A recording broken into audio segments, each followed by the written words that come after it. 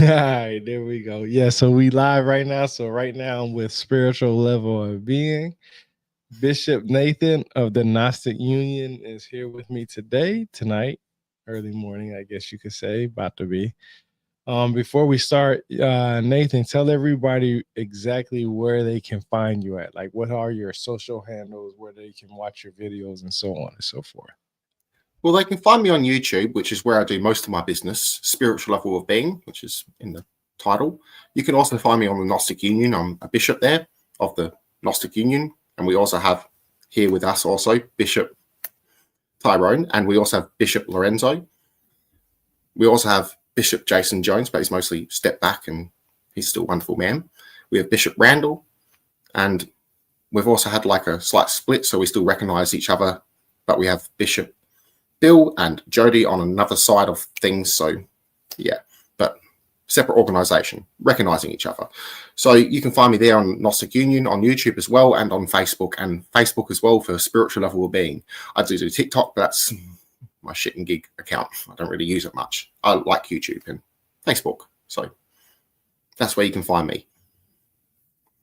Right on, right on. So we've known each other for almost 3 or 4 years now. And Yeah, we've had plenty of discussions. I mean, you can tell from the very earliest of our videos and discussions that you can see that we know what we're talking about, but we really don't know how to present it as much as an interactive type of thing. But we've learned over the years. And the reason why I asked you today for a discussion was I wanted to know from your perspective, from a Gnostic perspective, where did these gods come from? Okay. So I've been doing my research on a lot on, gods, period, from, the Indus Valley civilization, the Sumerians, the Egyptians, the Mesoamericans, Native Americans, you name it. I've been trying to figure out the mythologies, the Chinese, the Japanese, the Australian Aboriginals. I've been talking to you about that personally because you're in Australia, so you are hands on grounds on, boots on ground type of individual with that aspect. So of course I've came to you on that level, and I'm very, very knowledgeable on two things that I think that I feel like I'm knowledgeable on. One is the Bible, and two is Sumerian mythology. I think the reason why is because I tried to figure out and try to verify everything everybody said, so I know a whole realm of individual information on, especially the Sumerians. And of course, with the Bible, because the Bible, Sumer and Shinar mean one and the same thing. It's just obvious that trying to figure out who these gods were. So I wanted to ask you personally, from a Gnostic perspective, where do you think these gods came from? Because obviously you believe, or I'm not going to say you believe, I know you understand that there are more than one God. Your belief is something different, which you'll probably expand on, of course. But we both know that there are obviously an indication of what would be described as multiple gods, or at least a god with multiple personalities at the bare minimum, right? Which would probably give the idea of a different god if it is just one god. So where do you think these gods came from in the first instance? Because we know that heaven is not here on planet Earth, it is outside, which means it has to be extraterrestrial. Well, before I answer all of that as well, I want to mention great title as well, because not all religions have gods, and all religions and spiritualities have evolved over time. So most people hear the word God or gods and they think of Zeus, Yahweh, Shiva, and temples and religious texts, but the origins of the gods go back much further than this, and much older.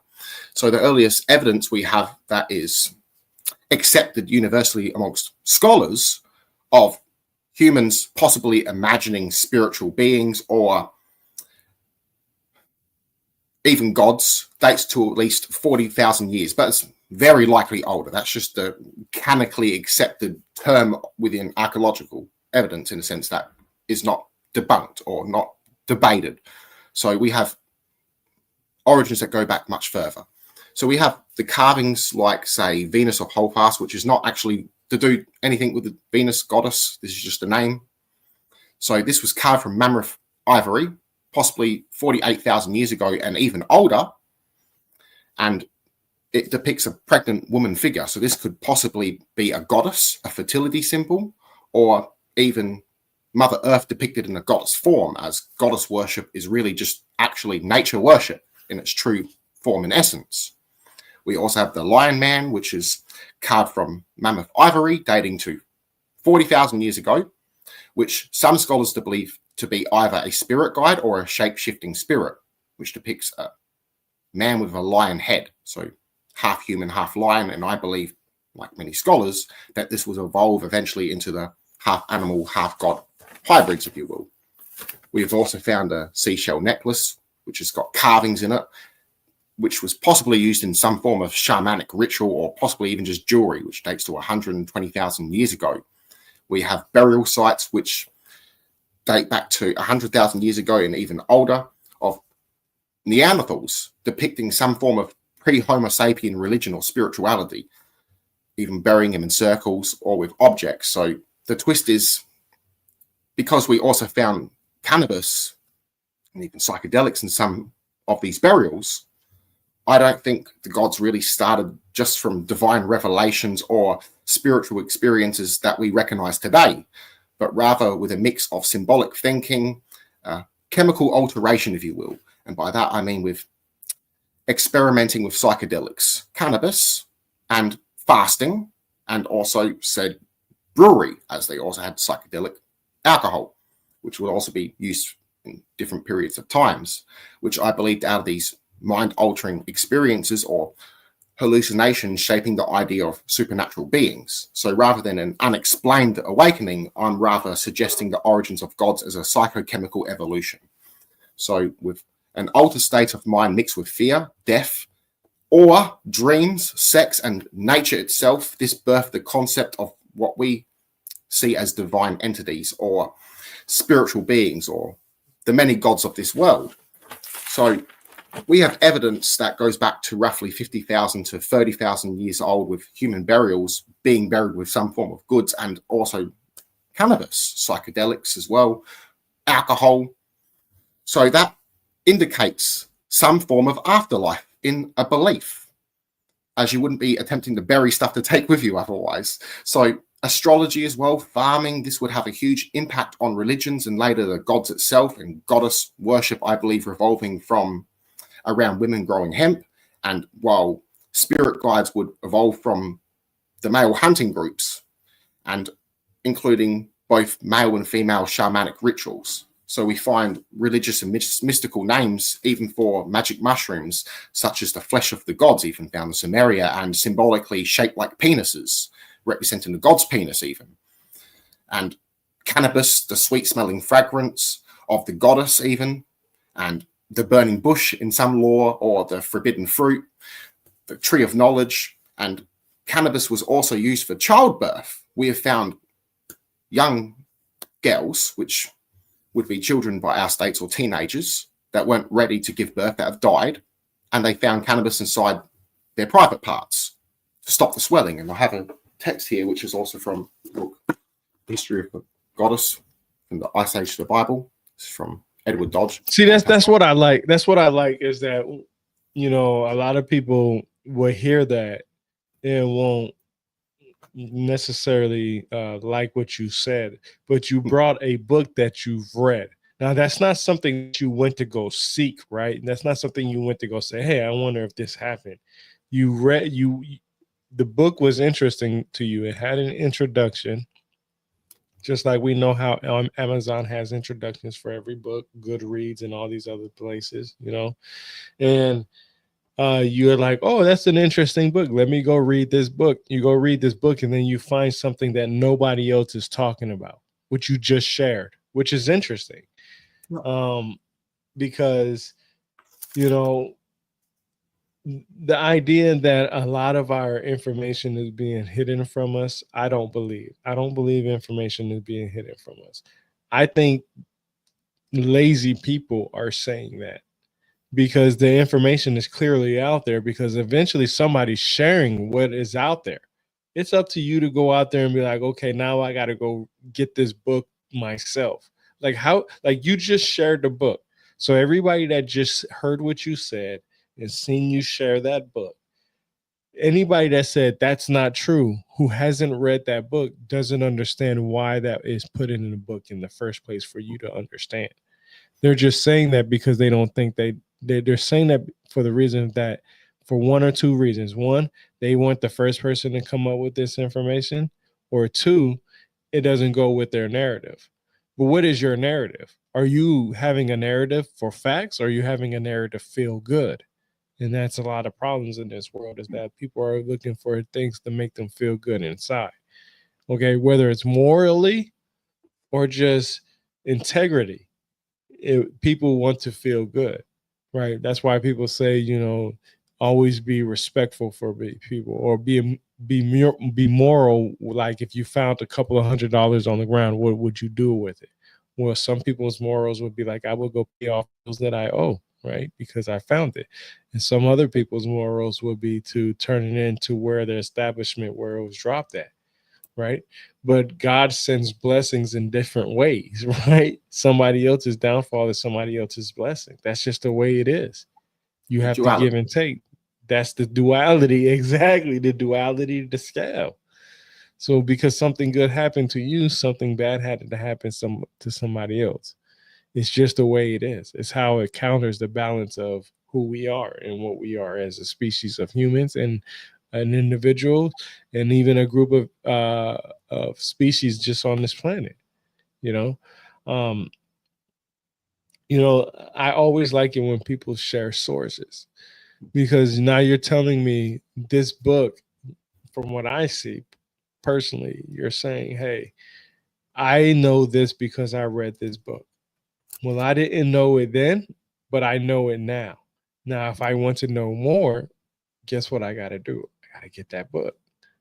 And that's the only way I'll be able to counter what you say. So if somebody wants to counter what you would say, they would have to read that book first and say, hey, this is why this is wrong. And I know as a scholar as you are, you would be like, okay, I'll take that into consideration. But that rarely ever happens to us. People will talk negative before they even try to educate. Well, you need to do more research. Well, okay, I did more research. I read this book. Have you read this book? No, I haven't read this book. So who needs to do more research now?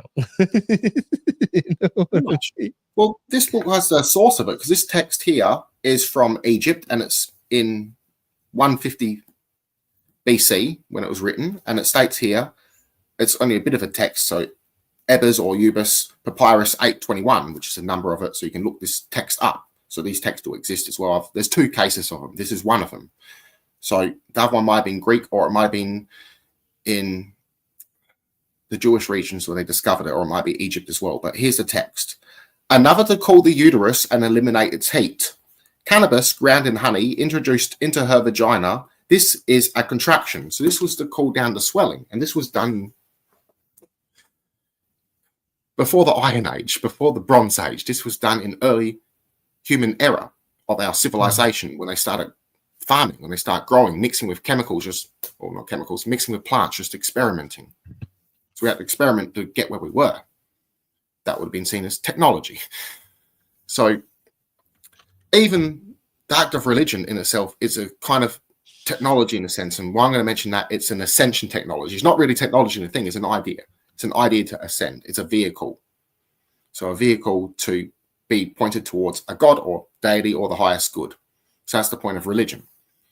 So it was about, ultimately, depending on what sect, or because we always have different sects from religions that was split, so different tribes had their own beliefs, it would be either in an attempt to awaken the spirit, to say return to an afterlife, or go to an afterlife, return with the loved ones, or to appease the gods.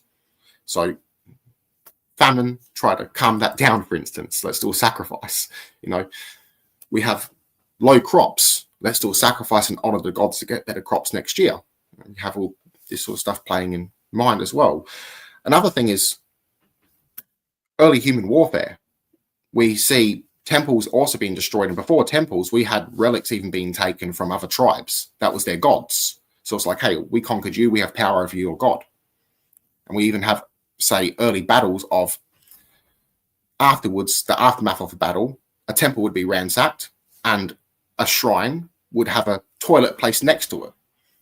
Though the toilet wasn't actually used, it was symbolic to say, hey, your God's shit, which is hardcore. So a lot of crazy things happen. There's actually an account of that in the Old Testament or the Jewish Bible. I forgot exactly which verse, but it mentions about, I believe it was a shrine to Baal, maybe, that they turned into a toilet seat, but they didn't really actually turn it. They just put it next to it like a latrine. Even the black cubes that they have in Mecca, the little stones that they kissed, they too were also used in one stage as a latrine. So people were putting their butt cheeks on there to take poos and all that sort of stuff. That was to insult them. Then later on, the Muslims would buy back them stones and place them back on the relics. So this was a common practice of the ancient past of stealing their holy relics or their gods and then asking for a tribute, which they would pay large amounts to receive back their stolen gods. Because sounds otherwise like it was seen as bring famine. Yeah, that sounds like the what is it? Jesus, it's just on the tip of my tongue. The Knights Templar, when they were protecting the relics and stuff like that. And then there's another group that was trying to take them. I think it was the Vikings, if I'm not mistaken, would take them and sell them back to the Knights Templar. I don't know. I have to look that up. I think Muslims that's what it was. Because mostly Templars were fighting against Muslims. So, but there were times the Vikings would do raiding and sell back those holy relics to Christian kingdoms and also Muslim kingdoms, because Vikings were raiding everyone. Like there was a ring that they found because it says Allah on it. Some Muslims were, the Vikings were Muslim. They were Muslim. No, that Viking raided your temple and took that golden ring and went home and said, look what I got, buddies. I got this golden ring. I took it off this monk or I took it off this priest or I took it off this guy before I ransacked his house. And, that's how it was back then. A lot of raiding went on. No, you're right. You're right. So I just looked it up. So you remember I was telling you about ChatGPT, and I bought the little $20 thing a month just to test it out to see how it is. And I know I read it before. I just can't remember which book I read. I probably read it in one of my Viking books. I'll just have to go back and look at it, of course. But the idea that the question that I said, did Vikings steal religious relics and sell back to the Vikings? And that is something that actually happened. The Vikings would steal religious relics, and the knights and the Templars would buy it back. Templar. Yeah, I said that sentence wrong. I said Vikings and Vikings. I meant to say Templars. But yeah, I was looking at the wording on the screen. But yeah, they did sell it back, and it was pretty interesting that I know I read it, and I know it's either in the Vikings book that I've read or the Templars book that I read, because I read them both back to back, and I'm pretty sure it's one of the two. Yeah, and it happened way before Vikings too. Other kingdoms and even tribes were doing it to each other. It's hard to say, but it's possible even when religion started, these events happened too. It's very hard to say. So, and it wouldn't just include gods. It would also include holy relics. Sometimes even mirrors were fought over because they believed they had a mystical power. And that was just basically an amethyst stone, or whatever you call it, the black stone, and you can see your reflection. They were seen as basically having mystical powers and even possibly being holy, or even from the gods, because you could see your own image. And that could be where maybe God created us in his image comes from. Maybe. Who knows? No one really knows. So a lot of borrowing went on as well with tribes, intermarrying, and also with kingdoms and city-states as well, and borrowing of legends and oral traditions. Judaism did this, Christianity did this, Islam did this too. The infancy gospels, what we were discussing before, which mentions the story of Jesus playing with sparrows, or in some accounts doves, and he turns them into living creatures and they fly off. Muslims will steal this or borrow it, depending on what your view is. This will be done during persecution of Gnostic Christians by Muslims, and that's borrowing their traditions, taking it, because not all Gnostic Christians really actually converted into Islam, for instance. We also see the same with Catholicism. We see Gnostic myths carried on into Christianity. So even with Manichaeism, we find bits of its elements within shamanic religions in Asia that carried on. Shamanism being very ancient, very ancient. So this would go back to the beginning, shamanic rituals, obviously. This is where the idea of honoring gods would come from. This was where it would begin, through these shamanic rituals, or at least to have a discussion with a deity or to witness a deity would have arose from that event, from those shamanic rituals. So I personally do believe that people had these insight spiritual experiences, but we have to take into account that they were done under psychedelic experiences, cannabis use, and also fasting. Also, what we would see around us with nature, life, death, rebirth as well. It's very likely some Neanderthals possibly believed in reincarnation, or early humans did, possibly very likely being the oldest religion. We had ancestor worship as well. That's another ancient belief. Say the Druids believing their gods were their ancestors, which is we find also in some African tribes, that their gods, their ancestors, that in turn could impact the elements. So even the belief with the mention of the Lion Man possibly being a spirit guide, being half animal or human, or even some shape-shifting monster even. This is what would delve into demons, spirits, evil spirits, as we do find duality, especially in early religions as well. Say Zoroastrianism as well. Zoroastrianism, we have light and darkness, Gnosticism as well, duality in some forms of full battles of light and darkness, and in Judaism. We also find it in Christianity. So apocalyptic religions, if you will, as well. Some sort of event, catastrophe that impacted one person's way of thinking. In the case of the Jewish faith, the Babylonian exile and Roman control would also impact these periods of apocalyptic belief. And in turn, that would carry on with Judaism and Christianity. So with Christianity and Islam, as they would transition from these faiths. So very interesting. Now, some people go into, say, 2012, when they believed the Aztecs were talking about the world ending. No, they were talking about a new era. This is another thing too, because they would worship the cycles. So winter solstice, for instance, I think that's how you pronounce it properly. So people would worship the seasons as well, or the gods at least, that were believed to be associated with those seasons. We even had the belief of gods having their own jurisdiction. So either having power during a certain season or in a certain city. Thus, a city was named after a certain god. This god rules here. This god rules over here. So we had the belief of, or an acceptance of, other gods. But it doesn't mean that these people worshipped them. Even with the case of early Judaism, pagan Judaism, we had the belief of multiple gods, but the worship of one god, either being El Elyon or Yahweh, or sometimes even both, which is very interesting. You want to share any thoughts too, Tyrone? Yeah, that's interesting to me because like I said, in one of those books that I read, I can't remember which one, I know that the Vikings, their timeline doesn't necessarily line up, of course, but I read in one of those books, and the timeline is only off maybe 50 years, so that's give or take, right? We know nothing that happens just spontaneously. It takes many years for it to develop before it gets to the point where people recognize it, right? And I give a good example of that. You've been doing your YouTube for about 4 or 5 years. I've been doing mine maybe about the same time, but not really, consistent with it and really, paying attention to it just until maybe just a couple of years ago, right? People didn't really notice me until I started advertising who I was, just like you do, right? It's all about advertising who you are, right?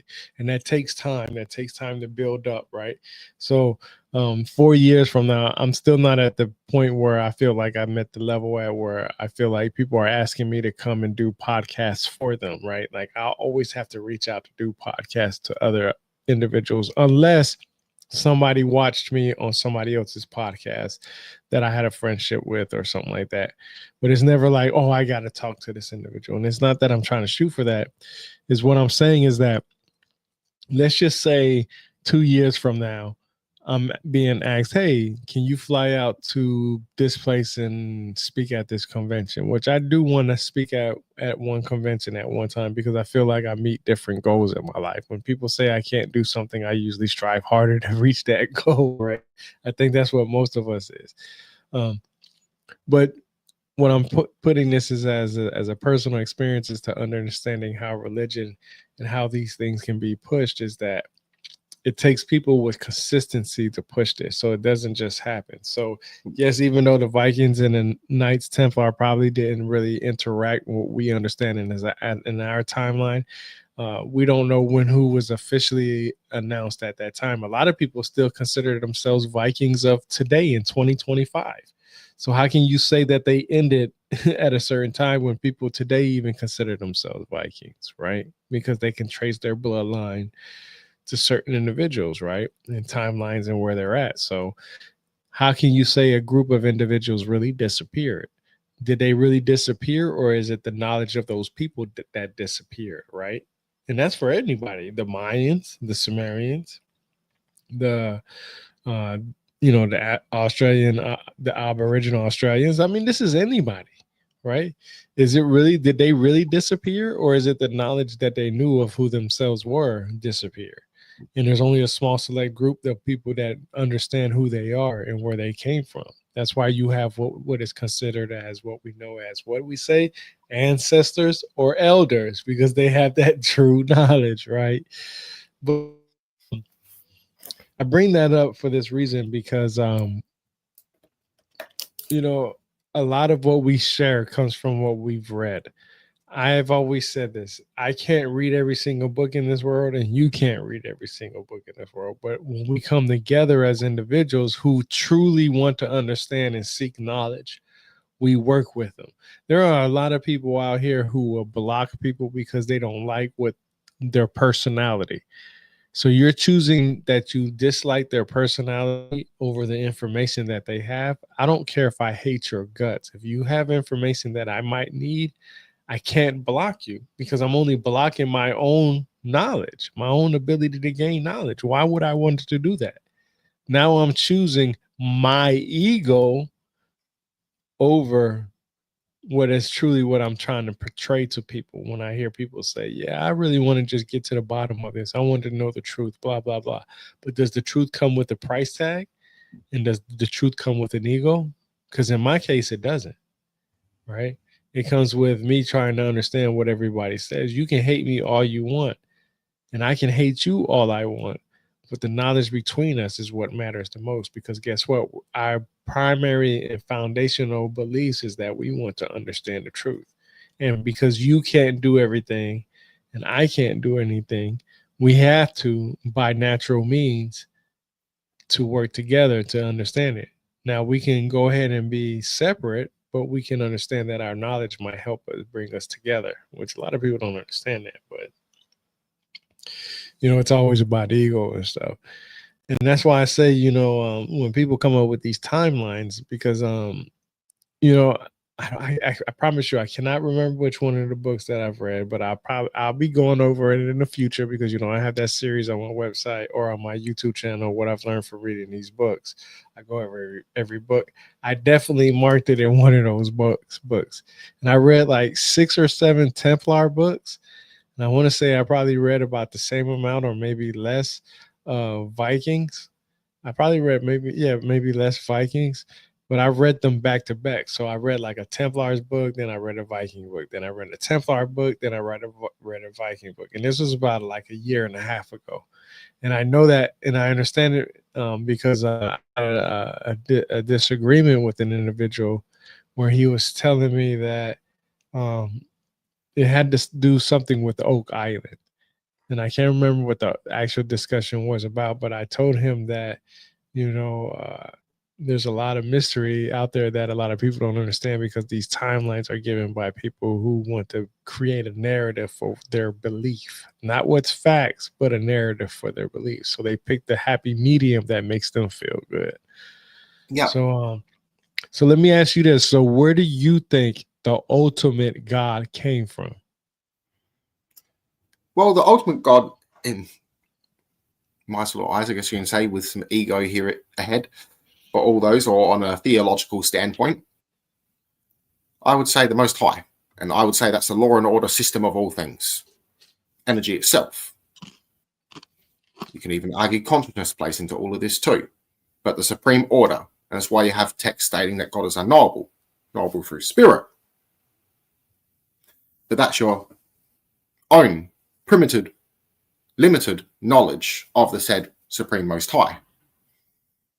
So this is found within all things, depending on your construct of it. This can go back to the monad or monas, being the absolute and the all.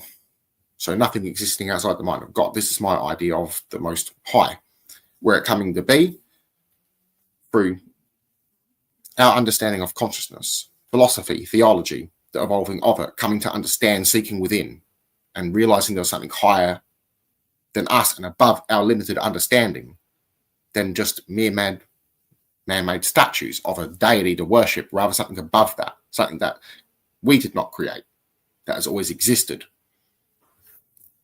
So some can call that the universe, but however, this universe might have had another universe before that, and it could have universes within this universe, as we don't really ultimately know. So I'd say the system of all things, what brings into being. This is the idea of God, something that you can't really argue, or at least argue against. You can't disprove it, and you can't fully prove it. But again, to come to know these events, we had to go through a personal spiritual experience, which is what Gnosticism is also about, what we promote, a personal spiritual experience. So the part of you that you understand, or the part of God that you understand, is you, technically. It's part of you. So again, that's what I meant by a limited understanding, because it's your understanding. So something beyond even that.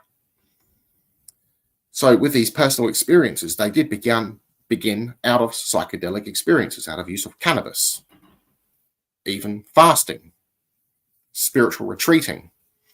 So something in regarding to Vikings too, they also used psychedelics, and with mentioning about some people want to pick what makes them feel good. Well, Vikings also sacrificed. People like to ignore that. People will say, I want to be Viking. Well, they would laugh at you because you're not doing human sacrifices, or you're not regularly sacrificing animals. So beliefs change. Now, one thing they have in common with, say, the Canaanites and indeed many other early religions was tent dwelling, filling it up with smoke, cannabis smoke, receiving visions from the gods or from God. It's argued possibly even Moses was one of these shamanic people that would fill up the tent with smoke. The Hiskos, the Shashu of Yahweh, and the Hiskos of El, they too would also do these rituals inside tents filling up with smoke to have a communion with God. We have found burnt cannabis next to shrines dedicated to both Yahweh and his wife Asherah or Asherah, that the priest would inhale to receive divine insights. Vikings did this too. We'd find this, if you want to use this word, pagan religions. In fact, we would all be pagan by this sort of example. So, because all religions evolve over time, and they come from something and evolved with understanding. It's like another thing that we have to pay attention to as well is different definitions of the said deity. There were Yahweh tribes fighting other Yahweh tribes and stealing their Yahweh statues while saying theirs were holy and theirs is not, and they're an offshoot of it. And then you had the same ones with El Elyon worship, example, even with ancient Egypt. So there's always different definitions of a god. So there's peaceful, loving versions of El that reject sacrifices, and then there's versions of El that accept sacrifices.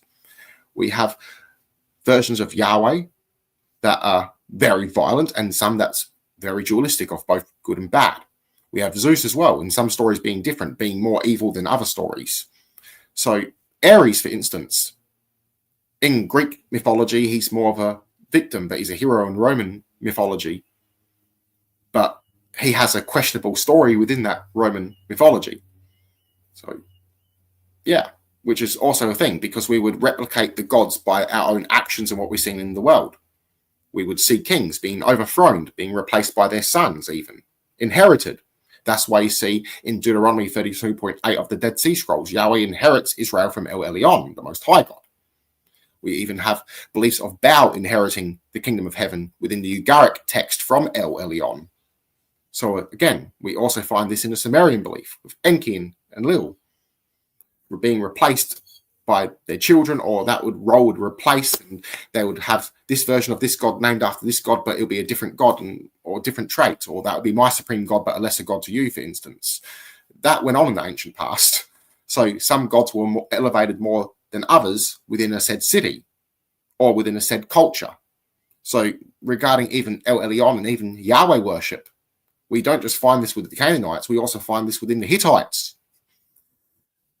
So that's interesting. The Babylonian exile and indeed their culture would have impacted the Jewish people as they were conquered by them. Even Greeks impacted the Jewish faith as well, as they were also ruling over the Jewish people. In fact, we had Jewish messiahs that were fighting against Greeks before the Romans. So that's interesting. So again, there's always different variations of a religion. They always split. And that's why you see the more peaceful ones usually getting overthrown by these nastier ones, and in turn they share their ideology with these other religions, making them less violent. It's pretty interesting too. Yeah, I get the description of where this God came from is different from everybody. Yeah. But you've heard me say this plenty of times. What is considered the first civilization, according to what most people consider, is the Sumerians. Like, some people will argue the Egyptians, which I will also argue. I just go off of the Sumerians because the Oxford University actually gives a definition of what a civilization is, and it does fit with the Sumerians, and it does make sense. So I can understand why they say that. But this is what I always say. So I'm gonna bring this up real quick, because one thing that I always talk about is, where did these gods come from? So when we talk about these gods, right, we know from the Sumerian time frame, which Shinar and Sumer means one and the same things. We also know that Mesopotamia is where we get the same thing as the Abrahamic faith. That's the facts, right? I always say, which God did Abraham pray to? Because obviously he started around somewhere between 2000 BC. Now that's right between the Sumerian and Akkadian civilization. And both the Sumerians and the Akkadians both believed in the Anuna/the Anunnaki. It's actually a fact that the word Anuna is actually Sumerian and the word Anunnaki is Akkadian. So that's facts, right? So Abraham knew who they were. It just depends on which God he chose to worship.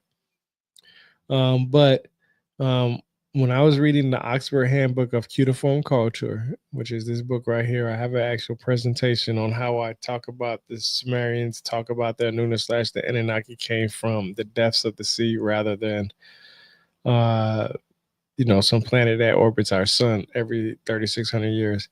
It actually says, and I'm going to read the whole thing, matter of fact. Kalhu Apkallu was certainly also painted in antiquity, perhaps in a very similar way to the artist's construction. According to Mesopotamian tradition, these big fish are the companions of the god of wisdom, Enki/Ea, who dwells in the depths of the sea. They regularly emerged from the sea in order to teach mankind the cornerstones of civilization, such as agriculture, kingship, justice, and writing. Before the flood ended their coexistence. And it tells you where to go get the information from. And it's the Oxford Handbook of Cuneiform Culture. I just need to go to use the toilet quickly. 2 seconds, Tyrone. Sorry. Yeah. No, go ahead. So while he's gone, and I've talked to him about this plenty of times, is that I always say that the Anuna/Anunnaki comes from planet Nibiru. That's what people always say. I always talk about that. But what I say is that the facts is that according to the cuneiform text, or at least the depictions at the bare minimum, they came from the depths of the seas. This is actually what is depicted. As you can see, it's actually a fish god in a fish suit. You got what's the god name? Oannes, and you have Enki Ea, who comes from this water, and then you also have, which I always like to compare to the Japanese myth with the lady who came from the waters in that little. I can't remember what kind of thing she came into. But I was just telling everybody that I talked to you about this plenty of times before you walked off, Nathan, and I was just telling them that, you know, um, when we talk about the gods from here from planet Earth, the Nuna slash Anunnaki, they came from the depths of the sea. It could be interpreted as, hollow Earth, inner Earth, whatever you want to call it.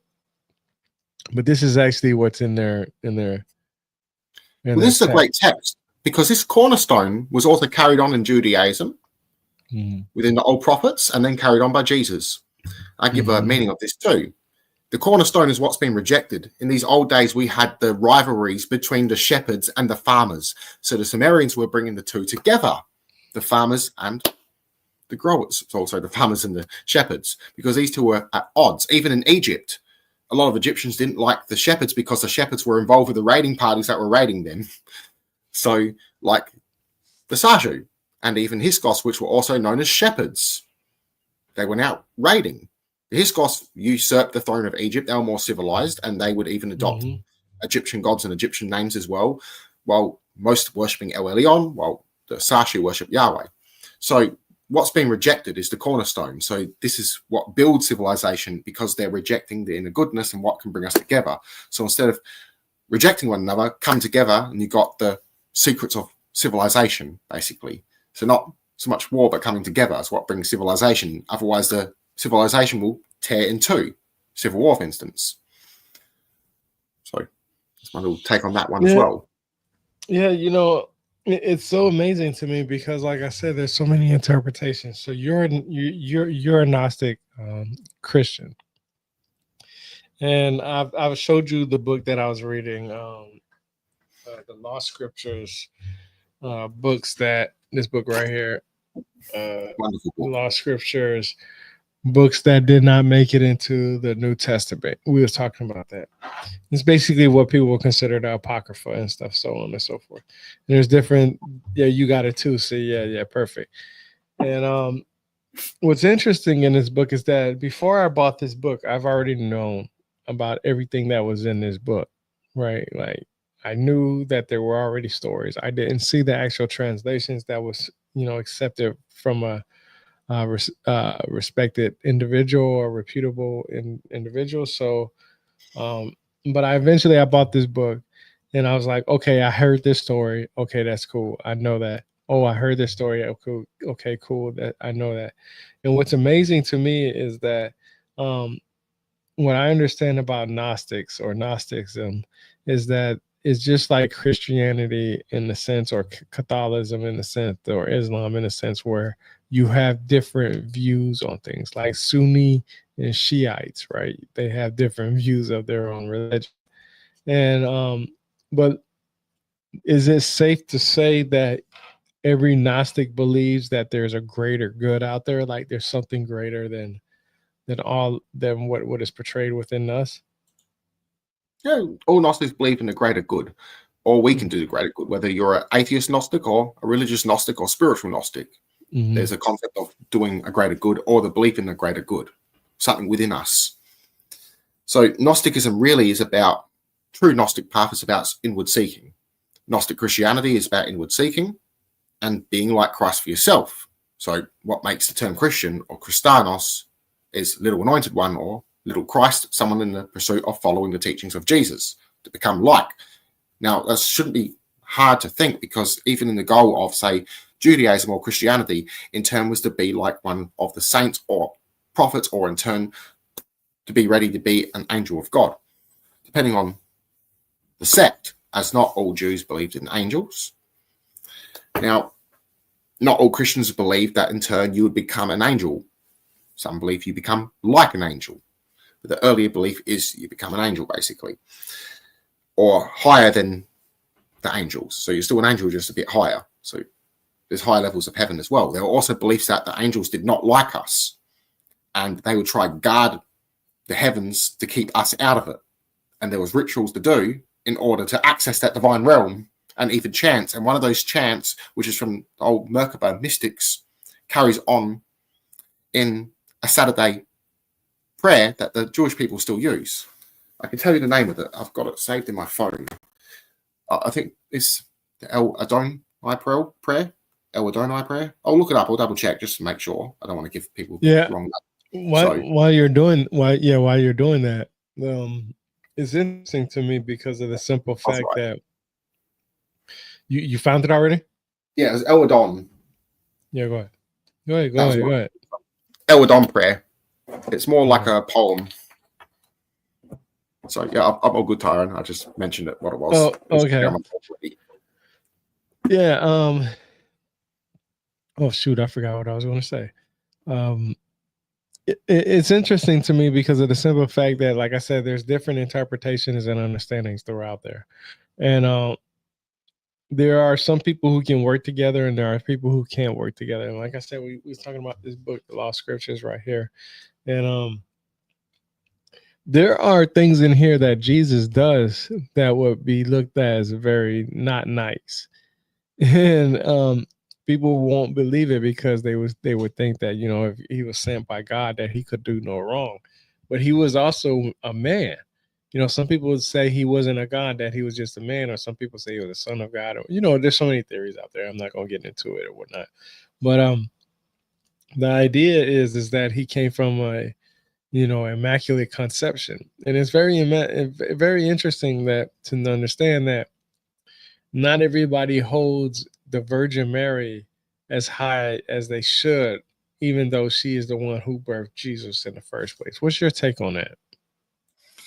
Well, the most honored women were not just Mary, but it was also Mary Magdalene, and it was mostly replaced by the mother. They say blessed is her womb, but she was a temple virgin that was replaced as the virgin.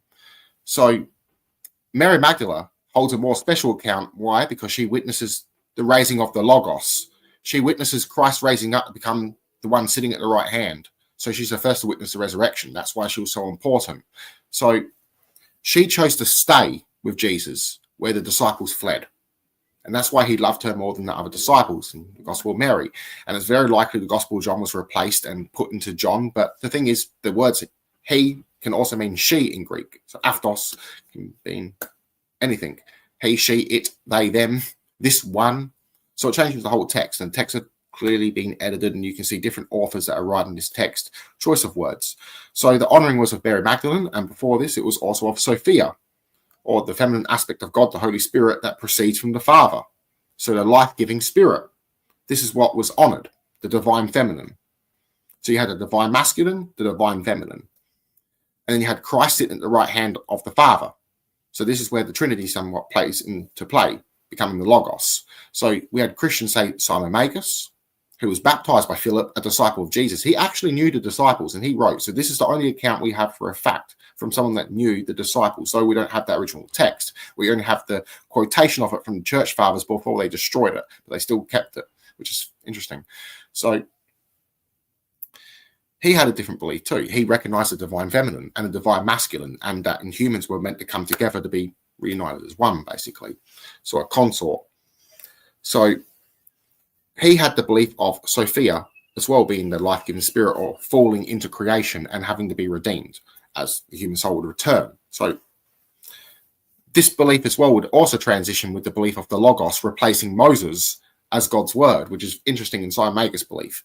Then we go to the Carpocratian Gnostics, which are really the ones to say that invented the united Trinity as we know it, except their united Trinity being one was Theos, the monad being God, the Logos being God's word, Jesus, and Zoe being the life-giving spirit, Sophia, the Holy Spirit. So that would also transition, which is also interesting. So the most honoring would go to, in female-wise, would be to Mary Magdalene, being the first to witness the raising of the Christ. Because Jesus even states, and this is what some people even say is shocking, and it probably would have even hurt his mother's feelings, those who do the works of my Father are my mother, are my sisters, are my brothers. So he's saying that she's not his only mother. He's also recognizing a divine feminine mother, so being the earth as well, if you want to call it this as well, which goes into the Ebionites, which had a very different concept. So within Gnostic Christianity and Jewish Christianity, we have the honoring of the divine femme. being recognized as a feminine aspect of God, and thus male and female being in the image of God. That is beyond gender, beyond sex. That's why we have two creation stories. One, male and female coming together, and the other one, which is Yahweh traditions, a later legend, not as old as the first one, which is El Elyon worship. Yahweh has males being created first because they were male-dominated. They were a male-dominated religion. Women were second citizens to them because they went out raiding for women, taking them as slaves. The Sashu, you see them with mixed cultures. And this is the Canaanites too. You see them as also copper-skinned, and even if you want to call it Caucasian, and mixed in with black-skinned, if you want to, whatever you want to call it. Who gives a shit? So where it all comes from is from their raiding. They were raiding people from different tribes. They didn't discriminate. They were taking women, and they all mixed together. Egypt, however, good on these guys. They mixed because they wanted to mix. They invited people, say, come over here, come join us. That's awesome. You know, super cool. So I like that. So Egyptians get 10 stars for that. So the Canaanites. Yeah, they were very mixture types of individuals. That's why a lot of people don't understand who they were originally. Yeah. Like they even invited Celtic mercenaries over because they liked the look of their women as well, and they thought they liked their culture. So they said, come over here, we want to marry your women. You can take some of our women too. Then those Celtic mercenaries tried to usurp the Egyptian throne, but it got put down and they failed, which is very interesting as well. But the Canaanites, in regarding to them, they did not discriminate in who they took as slaves. So they took everyone.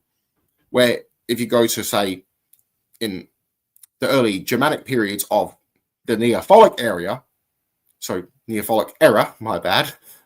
So this is before the Germanic tribes of what we know. This is early humans I'm talking about now. They selectively picked on who they would mix with because they went out and raided, and they took one group of women while killing all the rest, which is trippy. So they selectively were breeding. And this would carry on with the Anglo-Saxons, which invaded Britain. They didn't want to mix with the Celtics. They were forbidding it. But some broke away, mixing and making their own kingdoms, even fighting other Anglo-Saxons and other Celts. So we have Celtic. Sorry, is his name Celtic? Or Sir, I forgot his name. It starts with, I think it's Celtic. Founder of Wessex. I might have that name wrong. I used to be very familiar with all the Anglo-Saxon history. So he had a son as well. So I might be mixing up the son's name and the father's. But the founder of what became the Anglo-Saxons of Wessex, he has a Celtic name, but he's meant to be Anglo-Saxon. So it's likely what is going on here. He was a Celtic that invited in Anglo-Saxon mercenaries, mixed in and making his own hybrid culture, which would eventually become the Anglo-Saxons there. So they weren't just violent raidings. They were mixing too. And that one became more superior than the other tribes because other tribes didn't want to mix. So he had a force of both Brythonic people and Germanic people, which is interesting. Some even state that he was killed by King Arthur. So that's interesting when you come across that as well. So it wasn't so much the idea of skin color back then. No, it was your culture, different gods. They didn't want to mix or taint their gods. That was what it was. So it was religious reasons. That changes the story of our evolution as well. And of course, the evolution of religion.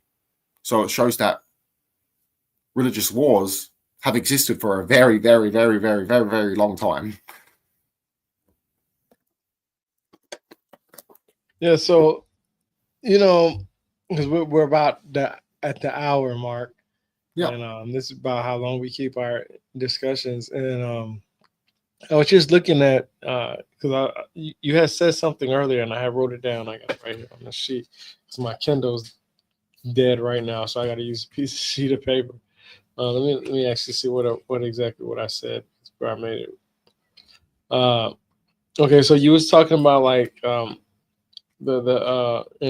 you could have been discussing this about other things too, about the temples and stuff like that, and how all these gods are like these temples are worshipped through certain temples, and every god has their own temple, and so on and so forth, and every temple has their own what they would call their Virgin Marys, right? And when I was reading this book, this one right here, the idea that these these Virgin Marys were chosen as a young age to work at these temples is astonishing to me, because I don't know many people today at this day and age, at least in 2025, that would have their kids working at the church, whatever, whether it's a Baptist church or a Mormon church or, whatever type of church, they wouldn't be spending their time in there. But I also know that churches at that time was a place for education, also where they taught people how to read and write. Like, I've read forbidden books about how uh, when Jesus was young and he was going through his phases of trying to master his I guess you could say his abilities, I guess you could say, different people, such as, I guess you could call them scholars, would come up to Joseph and say, hey, let me take your son for a few days to teach him, or for a certain amount of time to teach him how to read and write, so I can teach him how to be a better person, and so on and so forth. But then when they got Jesus, he flipped the script on them basically and asked them questions that they couldn't answer. And so they got so embarrassed that they had to give him back to Joseph. And one of the things that I found that you say interesting is that you was talking about Gnostics and Gnosis and stuff. Well, let's go back to the origins and understanding of what Gnostic and Gnosis is. It just means knowledge. So, of course, everybody's going to have different ideas and information based off the knowledge that they have, right? Because of the information that they are given, right? Or the information that they seek. For instance, like I said, we can't read every single book. So obviously there's stuff that you know that I don't know. And then obviously there's stuff that I know that you don't know. But that doesn't mean that we're greater than either one of us. We could take what we both know that we what we don't know and give it to each other, where we both can come up to a better understanding of what is. And like you said that all Gnostics believe that there is a greater good, a greater being out there. There's something greater than us out there, obviously, right? I believe that too, because I know that I'm not the smartest person out there. So obviously there's somebody that's smarter than me. I know I'm not the fastest running person out there. I know there's somebody that can run faster than me. I know my place in this world. But one thing that I know that I am good at is being me, who I am, looking within who I am that Jesus told us to be. I can't be like anybody else, and nobody can be like me. I can only be like who I am, and others can only be who they are. And it's up to us to make that into an experience for ourselves. That's why we all have different experiences, and we understand different things, interpret things differently, and so on and so forth. Um, but me as a Gnostic, I feel like just recently I'm starting to believe that I feel like I'm more edged on the Gnostic side of things. I know you told me that before plenty of times. You kept saying, "Yeah, you're a Gnostic rebirth. You're a Gnostic." I never really understood what I was, and I understand Gnosticism is also a religion too. It's just not a religion in the sense of Christianity and so on and so forth. And there's different Gnostics out there. Like you say, you're a Gnostic Christian. That just means that you believe in Jesus. You just understand who Jesus is from the knowledge perspective, other than what's written in the Bible, meaning that you understand what's not written in the Bible. So you know that you know what's in the Bible, but you also know what's not written in the Bible, which makes you a Gnostic Christian, a knowledgeable Christian, right? So I understand that. And I understand that for myself too, because of the simple fact that I just recently just started thinking like, man, what is my expertise? And I was like, I know a lot about religion, and I know a lot about the Sumerians. And there's only but so much you can learn about the Sumerians. Like it doesn't make you any better if you can translate the text for yourself or not, right? Because just because you can translate the text, does that mean you understand the text? It's the same thing as just because you read something, do you comprehend what you've read, right? Just because you read something, do you understand what the hell was written to you, right? So I take into understanding that even though I'm trying to learn the language for myself, I understand that I won't understand truly the true knowledge of what the Sumerians said, because it's somebody's interpretation of what they understood. And many people went ahead and rode the train after that. Yeah, that words could mean different things, but understanding how these people lived is the whole different story. What can you give me other than what the Sumerians said? And we don't really know what the Sumerians said in the first place, right? We just know what some people wrote down based off of what they were told to write down when they was in school. And I give you an example of this. When I learned about the Mesopotamians and how they had schools, those cuneiform tablets that we find are mostly found in places like as libraries or some place where they were teaching people how to read and write. And that means they found thousands of the same tablets. And even though somebody was teaching somebody how to read and write, that doesn't mean that the person wrote anything clearly. You was just mentioning that you're writing a second book, right, to fix some of the corrections in your first book, right? Not necessarily the Not that one, information. though. That one's all my translations. So Yeah, that's what I'm saying. Not necessarily the information, but the translations to fix to make it more clear for people to understand, right? And I said that makes sense because when we write a book, we write it in the basic level that we understand, but some people won't. When we go back and read it, we may need to expand on that. So when people buy your first book, Gnosis Through the Ages, and then read your second book, they will be able to understand more in depth. That's why it's always important to continue to share what you've researched. You can't just write one book and be like, oh, yeah, there's my book, and that's the end of it, right? Because once you do that, you're not sharing anything, you're showing any of your growth from that, right?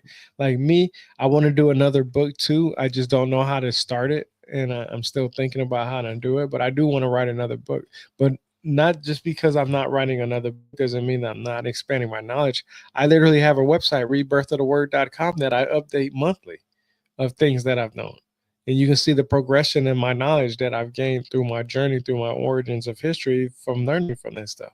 And that's why I like and respect about you is that you make it a point to continuously to make videos, continuously to share your information.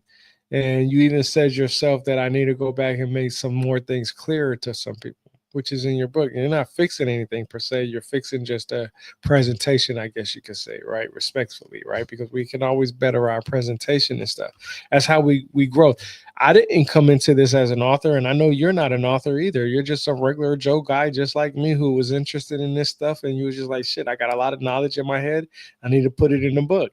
And you put it in a book. And then you grown from that, and you was like, now I know what I need to do to expand on this. Same thing with me. So I really appreciate that. I respect that a lot. Um, of course, we're definitely going to have more discussions after this. We always do. We always have some really good discussions. I probably already have another title because I was writing some things down that you were saying. I had somebody tell me the other day. They said, "Man, you're always looking down when somebody's talking." I said, "Yeah, because I'm taking notes." I said, "If you ain't been in school where you're looking down taking notes, then there's something wrong." I always say it. My Kindle's right here, but my battery's damn near dead. But I have my Kindle here. But if I don't have a Kindle, I always have sheet of paper near me to take notes. And definitely I took some notes. You know, I always do. I always hit you up later on and ask you some questions on some stuff that I look. But I really do appreciate this conversation, Nathan. You always come with great information. You're a Gnostic Christian, a bishop. You're also a minister. You went through the trial and error tribulations. Even in your personal life, you talked about, your trials and tribulations and stuff like that. And I'm appreciative of what you've done. Share your handles one quick chance right before we end it so everybody can know where to find your stuff at. Yeah, you can find me on Spiritual Level Being on YouTube and on the Gnostic Union on YouTube and on Facebook. And there you can even ask Tyrone to point you in my direction as well. And we also accept courses, so you can read my actual translations of the Gospels, which have been denied to many of the people, unfortunately. It has been mistranslated. The Bible itself has got spelling mistakes in it, so you have to make sense of that. So I have the original Greek. I ask you to study my translations. If you really want to delve into the original Greek, go for it. You can match my translations. That's what it's there for. And if you roll with us, me and Tyrone do a couple of chats with us for about, say, a year, I'll make you a bishop. And you can go from there and bring other people into the fold as well. So thank you for having me too, Tyrone, as well. It's always a pleasure talking with you. I appreciate it, bro. Like I said, man, it's always an honor to have a discussion with you. Of course, we had this one kind of late, but I guarantee you a lot of people want to watch this when they wake up because they always tell me they do and they enjoy it, our conversations and everything that we share. So I'm going to end the stream now. I appreciate everybody for thinking out. Thanks again.